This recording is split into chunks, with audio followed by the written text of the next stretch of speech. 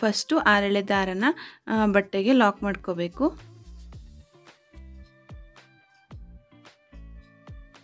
ನೋಡಿ ಈ ಥರ ಲಾಕ್ ಮಾಡ್ಕೊಳ್ಳಿ.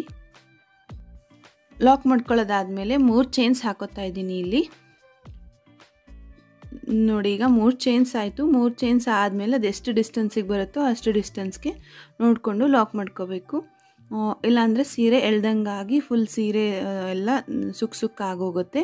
ಸೊ ನೋಡಿಕೊಂಡು ಅದೆಷ್ಟು ಡಿಸ್ಟೆನ್ಸಿಗೆ ಬರುತ್ತೋ ಕರೆಕ್ಟಾಗಿ ನೋಡಿಕೊಂಡು ಲಾಕ್ ಮಾಡ್ಕೋಬೇಕು. ಈ ಫಸ್ಟ್ ಸ್ಟೆಪ್ ಇದೇ ಥರ ಬೇಸ್ಲೈನ್ ಇದೇ ಥರ ಕಂಟಿನ್ಯೂ ಆಗ್ತಾ ಹೋಗುತ್ತೆ. ಬರೀ 3 ಚೈನ್ದು ಲಾಕ್ ಮಾಡ್ತಾ ಹೋಗಬೇಕು. ಸೀರೆ ಕಂಪ್ಲೀಟ್ ಆಗೋವರೆಗೂ ಇದೇ ಸ್ಟೆಪ್ನ ನೀವು ಫಾಲೋ ಮಾಡಬೇಕಾಗತ್ತೆ.